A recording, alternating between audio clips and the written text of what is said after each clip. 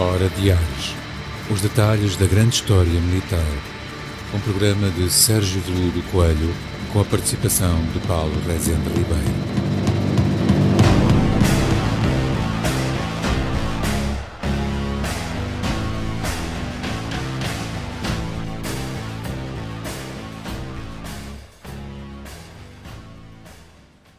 Sejam bem-vindos a mais uma Hora de Ares, aqui com o Sérgio Veludo e comigo. Eu estive ausente nos últimos programas por motivos de saúde, estive no estaleiro, não é? Como o Sérgio eu não, por acaso não referi o estaleiro. Não referi o estaleiro, mas estive eu no estaleiro desta vez. Exatamente, foi fazer uma repintura à Viana do Castelo. Exatamente. Continuamos, e acho que vamos continuar no formato de ter convidados. Temos a sorte de nunca nos acabar a lista de convidados. O Sérgio tem mais amigos do que o professor Marcelo. Esta foi má, não foi? Não informa. Não se esqueçam de subscrever o canal, o sininho. Não mexam muito, porque aqui, o sininho. Subscrever o canal, fazer gosto, comentar, partilhar, insultar. O que quiserem. Exatamente. E agora o Sérgio vai apresentar o nosso convidado hoje. Exato, e primeiro dando as boas-vindas ao Paulo de retorno ao nosso Hora de Ares. No outro dia senti-me sozinho, eu e Pedro Casimiro, que pronto, mas também se sentiu sozinho quando estive no estaleiro. Exatamente. E agora, não perdendo mais tempo, porque o tempo é precioso, que senão o nosso amigo Joaquim Almeida começa-nos a esticar a mão, não é? Vou passar a apresentar o nosso convidado, Jorge Faria. Olá. Como estás? Tudo bem? Tudo bem. Um amigo de longa data Exatamente. Também, das nossas lides da história militar. Exato. Que hoje traz, faz aqui um bocadinho contraste com os programas. Não é um contraste, é outra forma de abordar. É um complemento do programa do nosso amigo Furtado, ou dos programas, para ser mais exato, em que ele abordou uma vertente do colecionismo e da figura Exato. de uma determinada função, que é mais estática. Sim. O que não impede que não se possa usar as figuras que ele tem num determinado contexto. Sim, até porque ele já fez uma passagem pelos jogos também. Exatamente. Os tempos do Museu Militar do Porto. Exatamente, que era daí que nós nos conhecíamos, quase sem nos conhecermos. Para uma realidade mais complexa, que é a que tu praticas, que são jogos de simulação histórica, jogos de guerra, há muitos termos. Mais vulgares. E que também obriga aqui uma duplicidade, que é o conhecimento da história militar, não é? Exato. Podemos ver, aliás, o nosso realizador e produtor irá fazer planos aproximados do que é necessário para se chegar ao jogo de simulação quando se leva a sério. Exato. Mas eu prefiro dar-te a palavra. Começar a explicar como é que começou. Comecei com esta guerra. Exatamente. Agradeço-te o convite de vir a este programa. Portanto, tenho seguido alguns episódios, mais propriamente aquele último com o Francisco Furtado, que é um amigo comum. Também já tive o prazer de ver a coleção dele em casa dele, que é fenomenal. Aquilo é... Mas eu conheço um colecionador que ainda tem 3 ou 4 vezes mais que ele. Mas não pinta com a qualidade dele, mas pinta de outra forma.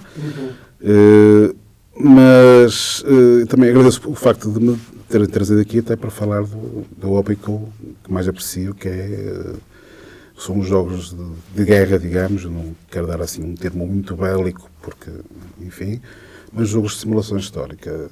Eu comecei isto, como qualquer miúdo, quando é criança, com um irmão, com um vizinho, com bonecos de plástico, bonecos que havia na época, bonecos de plástico, cowboys, índios, soldados.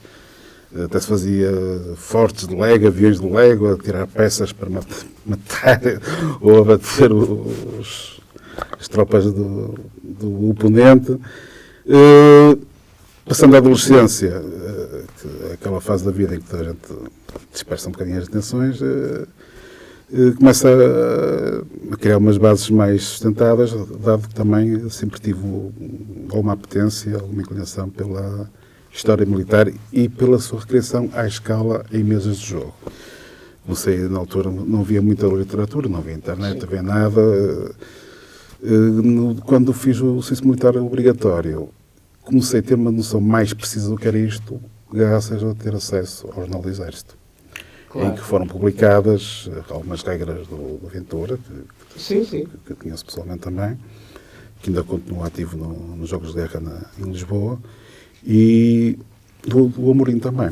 Já tinha todas as revistas, todos os números saíam uma página de regra, com umas imagens e tal, e comecei a partir daí a tentar construir com alguma organização algumas unidades, nesse caso a Segunda Guerra Mundial. Penso que alguns números abordavam até outros períodos da história, já não me recordo bem, mas ainda mantenho todos esses jornais de exército de minha casa. Tenho todos os jornais de exército em que foram publicadas as regras do Aventura e do Amorim.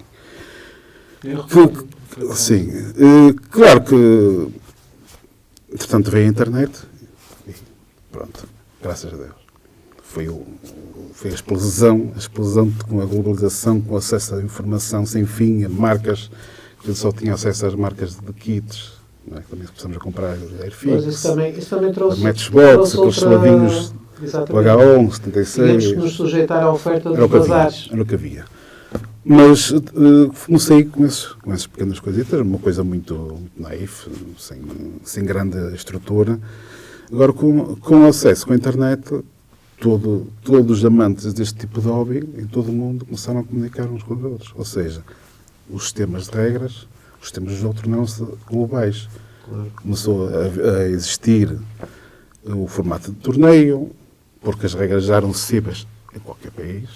Claro que quem domina o inglês tem vantagem, aliás, se forem ver, é tudo praticamente inglês. Embora o Arte da Guerra seja um outro francês, também tem a versão francesa, mas tem em inglês. E o acesso a outro tipo de material de miniaturas, até outras escalas. Também a própria tecnologia também evolui, a própria tecnologia dos moldes, o acesso a outros materiais. As pinturas, as tintas, que antigamente tínhamos aquelas tintas de enamel, de umbrol, que eram muito boas. Mas eram, por exemplo, agressivas em termos de cheiros, de trabalhar, e nós não tínhamos experiência, não tínhamos know-how, não trocávamos grandes ideias. Também o modelismo também não tinha a dimensão que também tem hoje, graças também a muitas técnicas de modelismo que também se consegue. Se me permites, te interrompa. Há uns anos, e não vai assim tantos atrás, e se quisermos dar o exemplo, era aquilo que tu me falavas há bocado em off do gravado. Fotogravado, exato. Nós somos do tempo em que não havia o fotogravado e era impossível ter o detalhe neste Panzer IV. Sim, não? Exatamente. Nem era acessível. E não era acessível também em termos económicos. Que também era... Exato. Também era a questão das encomendas que nós não fazíamos online. Exato.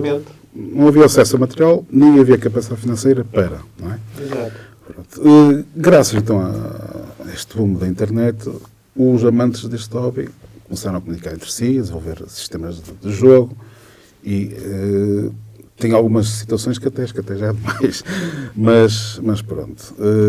Foi assim que comecei. Há uma coisa que convém esclarecer, que é que a diferença entre o board game e o board gaming. Porque isto não tem necessariamente um... Não. Pois, por acaso até não seria... Os board games são jogos de tabuleiro, em que tem pequenas peças que representam unidades, divisões, regimentos e tudo isso. Pois. Não é? Por acaso, ao longo disto também, com a consequência das pessoas se contactarem, também se criou um grupo de jogo aqui no Porto, já existia em Lisboa, que também um dos elementos fundadores de um grupo de jogos esteve aqui no programa vosso, que é o Pedro Casimiro. Sim. E nós somos 3 amigos que nos conhecemos através da internet, não nos conhecemos pessoalmente, juntámos-nos e começamos a ver que tínhamos gostos comuns e começámos organizámos um pequeno grupo de jogos que ficou conhecida pela famosa Brigada Tripeira.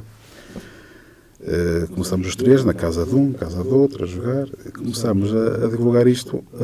Acho que fomos o primeiro grupo de jogos de simulação histórica em eventos de modelismo. No Porto Escala, por exemplo. Tínhamos alguns colegas que também, amigos pessoais, que fomos conhecendo, que eram modelistas, e começaram a organizar organizavam eventos anuais com alguma dimensão de modelismo, e começaram também a deixar-nos um espacinho para montar uma mesa com um jogo, assim, uma coisa muito simples. Que Esforçamos. estas peças são peças de modelismo.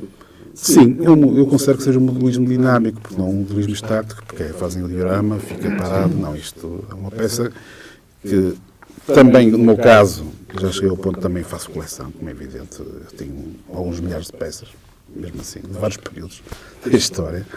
Isto também é quase um vício, mas pronto, prefiro gastar dinheiro nisto do que noutras coisas. O próprio divulgar isto em eventos de modelismo foi importante, porque as pessoas sempre olham para nós, estes adultos, a brincar com bonequinhos, e as pessoas começam, ao longo dos anos, começaram a ver que isto é uma coisa que tem mais um fundamento, tem mais base, mais sério. Já se começaram a perceber que eu sempre que faço esta apresentação levo também alguma literatura, porque quando quero criar um exército tem que fazer de alguma forma, eu pelo menos, a pessoa pode não ligar tanto, isso depende também do grau de fanatismo. Eu tento fazer a coisa um bocado mais rigoroso possível, em termos de estandartes, heráldica, cores, camuflagens, uniformes, tudo isso. E eu acho que até gasto tanto, ou mais se calhar em literatura, eu tenho uma biblioteca imensa, do que se calhar em figuras, não é? Porque nem sempre estou com disposição ou tenho espaço para pintar, pego um livro. Essa literatura para se chegar a este grau de... Ajuda bastante. Agora com a internet, já há muita informação na internet a circular, com imagens e tudo isso. Mas o livrinho é portátil, é prático e quando quer consultar vou ler rápido, embora já tenha muitos livros. Não será muito sabido dizer, quer dizer, para além disso tudo, e com todos os fatores que tens apontado, nós temos aqui também algo muito didático, porque é assim, também temos que... Há aquela questão que tu punhas muito no início, a guerra, etc. Mas a verdade é que na história o conflito está sempre presente. É o que define. Por muito que se queira reformular conceptualizações. Se há alguma coisa que é comum a todos os períodos da história da humanidade é a guerra. E aquilo que acabaste de dizer, a tua preocupação com o detalhe, há aqui certas situações que eu atrevo-me a considerar, porque também trabalho numa área educacional, que isto é didático, isto é educativo, é pedagógico, é lúdico e não traz mal ao mundo, porque vais-me permitir exagerar, eu acho que quem faz jogos de guerra devem ser as pessoas mais pacíficas do mundo, porque não vão entrar no supermercado com uma carabina automática. É uma catarse. E entendemos o que é a guerra. Exatamente. Porque o pesquisar, ter informação sobre determinado período conturbado da história, mais concretamente, mais recentemente fez-se na Guerra Mundial e mesmo nas guerras modernas, só para referir que neste tipo de hobby podemos fazer jogos, ou não digo reconstituir, mas simular batalhas desde 3000 a.C. até os dias de hoje. E as próprias Se amanhã existir outro conflito, espero que não, no Irão, coisa do género, consegue-se jogar. Temos aqui medievais, temos várias partes. Ou seja, nós temos uma noção do que é a guerra, embora não haja a parte violenta. E há também outra coisa que eu também acho que isto exercita, que é a inteligência. A inteligência, quer dizer, não é exercitar, isto parece dito assim de uma forma, mas estávamos a falar da história.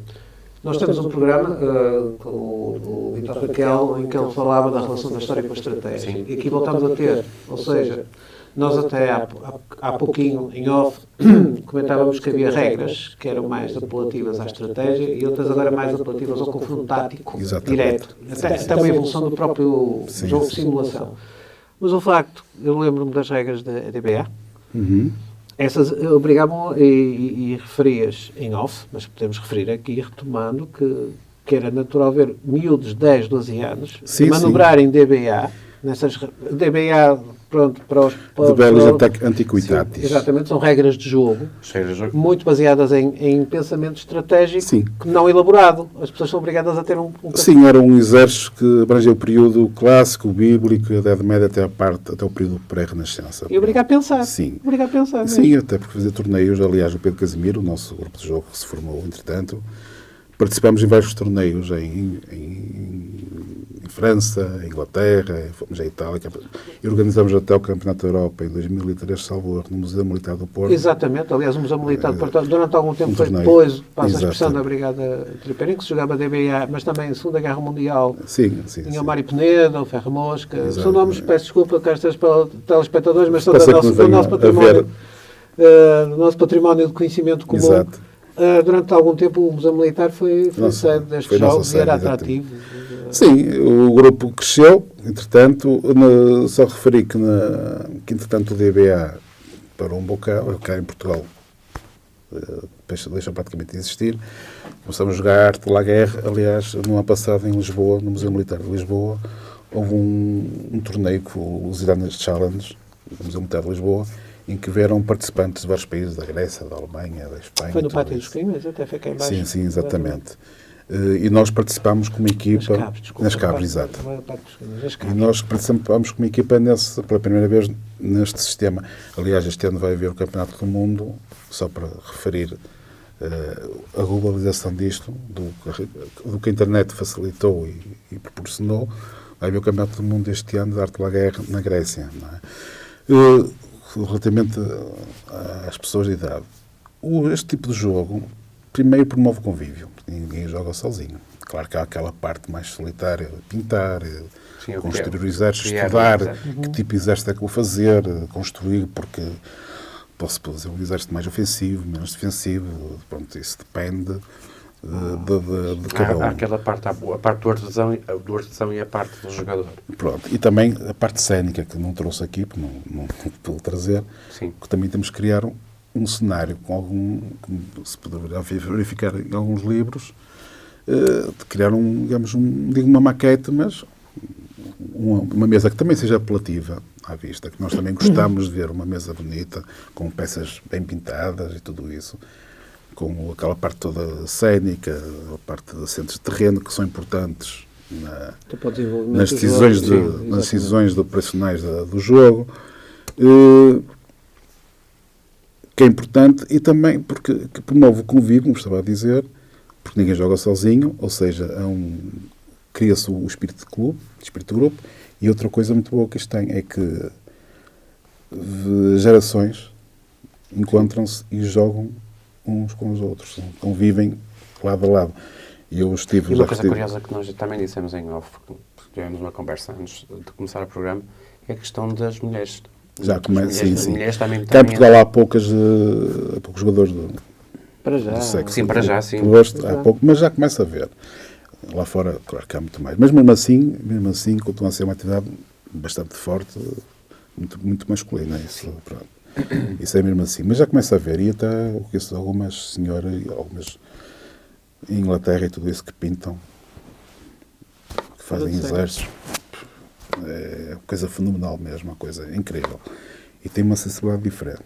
E são muito mais aguerridas. Não gostam de perder. Isso é bom. O desafio é maior. Sabes onde é que eu vi desafio é maior. Eu vi isso, não foi desta escala, foi nos tempos já longínquos em que eu jogava paintball. E cheguei a conhecer uma rapariga que jogava paintball e era uma verdadeira assassina. Ela, com o marcador paintball, acertava pessoas a mais de 50 metros. Não sei se estás a ver. Pois, são pessoas especiais. São vidas especiais. Não é uma questão aqui de género, não, mas... Isto exige educação. E essas miúdas que se misturam num ambiente basicamente masculino têm que ter uma capacidade bastante forte e uma personalidade forte para fazer frente a homens, não é?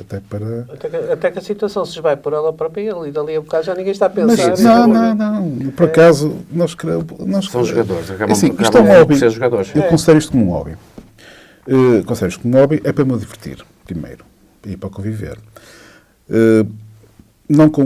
Já houve mais tempos em que participo mais em competição. Há competição de vários tipos de sistemas de jogo. Lá está também uma questão também das próprias marcas, fabricantes, que há fabricantes que fabricam figuras e publicam regras para incentivar a competição. Como é que se criam as regras de um jogo destes? Boa pergunta. Como é que se cria? Isto lá está, tem uma base de uma evolução ao longo de vários anos, de várias pessoas que autonomamente fizeram um pequeno sistema de regras.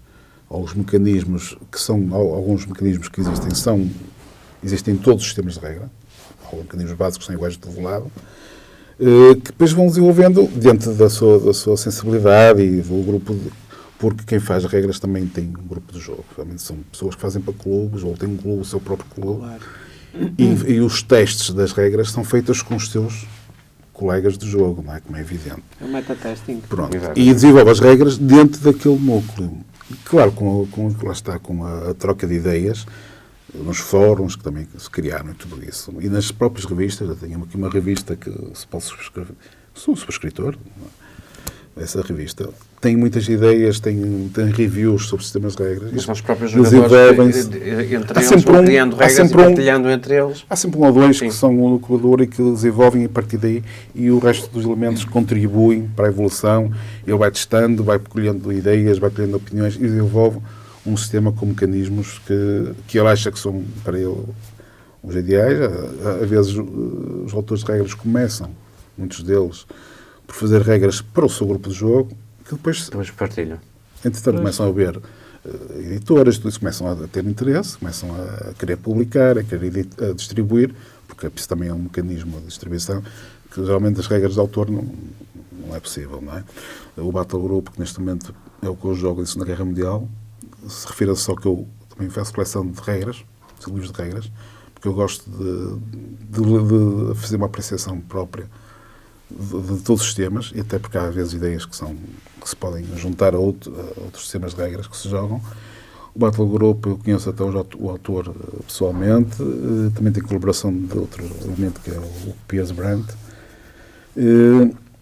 que fez, ele pertencia a uma major de um fabricante bastante grande, penso que será o maior do mundo, um dos maiores do mundo, aliás, de figuras e de regras, e saiu porque penso eu que não se terá sentido bem em estar a fazer regras com a intenção só de vender figuras.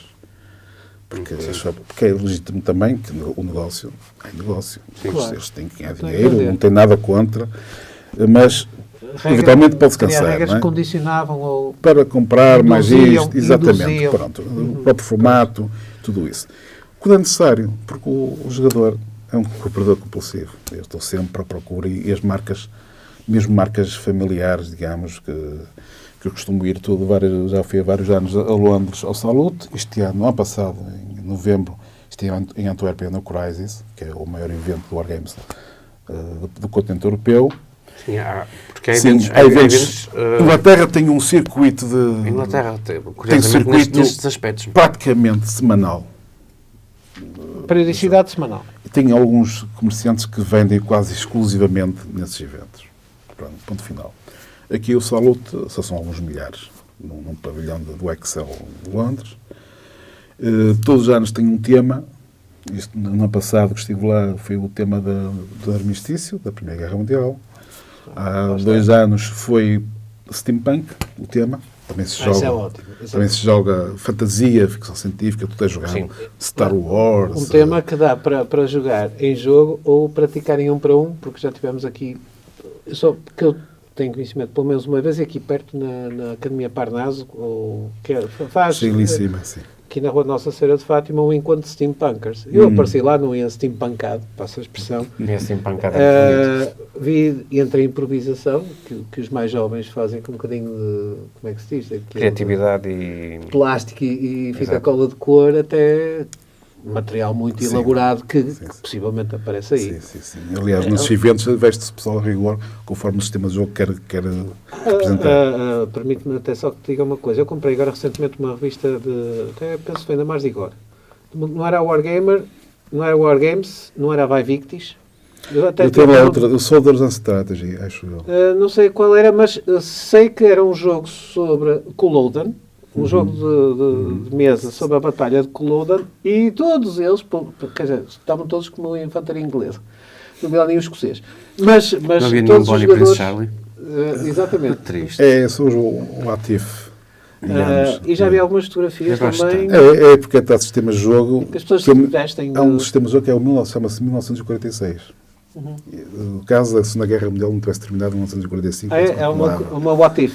Sim, Ah, exatamente. E não hoje falávamos Sim, sim. disso a propósito da literatura. Eu penso que nas próximas semanas o Oric, o autor daqueles Battle Group e também do Soldiers of God, que é só sobre as cruzadas, vai lançar nas próximas semanas um livro de regras dentro daquele formato, com o mesmo aspecto gráfico, que é o Nortag. que é um ativo também sobre o Pacto de Varsóvia e as tropas de NATO nos anos 60 na Europa. Vai lançar um livro de jogo para quem quiser jogar esses dois blocos militares, caso tivesse entrado numa terceira guerra mundial. Isso é muito interessante. Também, a pessoa também, esta história, mesmo baseada em história, usar um bocado a imaginação. O homem nunca está lá. Felizmente Exatamente. nunca aconteceu. Felizmente. Dizia inicialmente, Mas a criatividade quem é o quiser- limite, não há limite. Quem quiser simular, digamos, isso É a imaginação ao limite, sim. E se Isso. estamos a receber sinais da nossa Sim. produção, o que é ótimo, porque É bom. vai dar Passou. o aso para o próximo Exatamente, programa. o tempo passa e nós não temos noção de que ele passou. Porque agora o próximo programa, o Moto, vai ser A mesmo. gente fica embebecido a olhar para estas Há coisas. aqui muitas perguntas que ficaram no ar, Sim. por isso esta foi...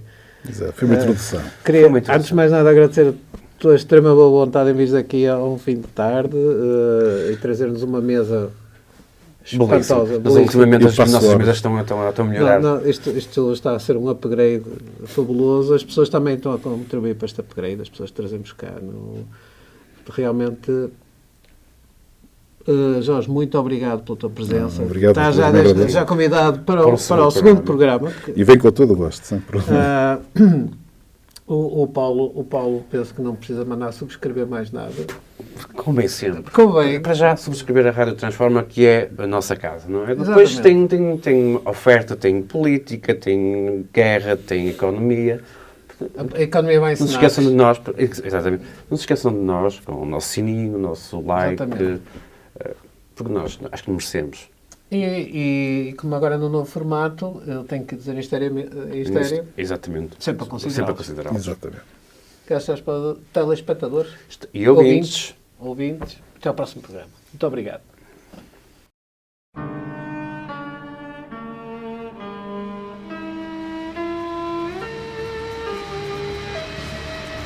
Hora Diários.